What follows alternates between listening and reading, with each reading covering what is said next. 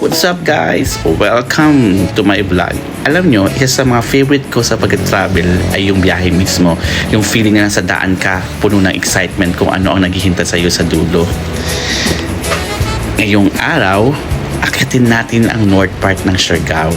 Mula General Luna, mag-aabot tayo ng isang oras na biyahe. Pero huwag kayo mag-alala dahil bawat kilometro, sulit na sulit ang view.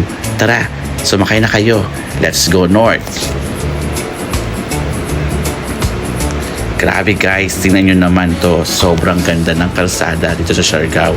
Hindi siya sementadong puro buildings, kundi puro greenery at nature. Parang bumabiyahe ka sa gitna ng gubat, pero sobrang ayos ng daan.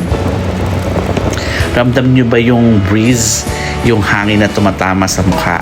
Sobrang sarap sa pakiramdam. Dito, mararamdaman nyo yung freedom.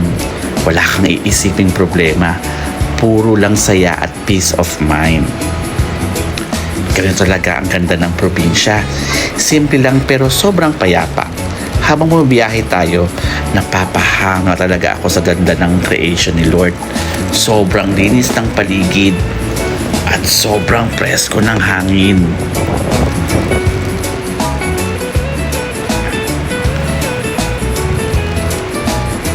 Alam nyo, minsan mas gusto ko pa yung nasa biyahe kaysa sa pagdating mismo. Kasi habang nasa daan ka, marami kang time mag-isip, mag-relax, at i-enjoy yung moment.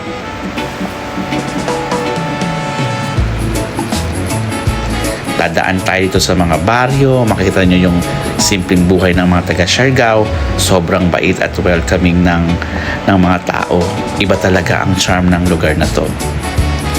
Malapit na tayo guys, konting tiis para sa biyahe, pero aminin niyo ang sarap sa mata ng binadaanan natin, di ba?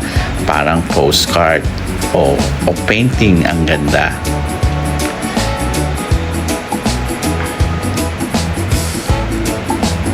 O ito na guys, pagkatapos ng magandang biyahe, ito na ang mga reward natin.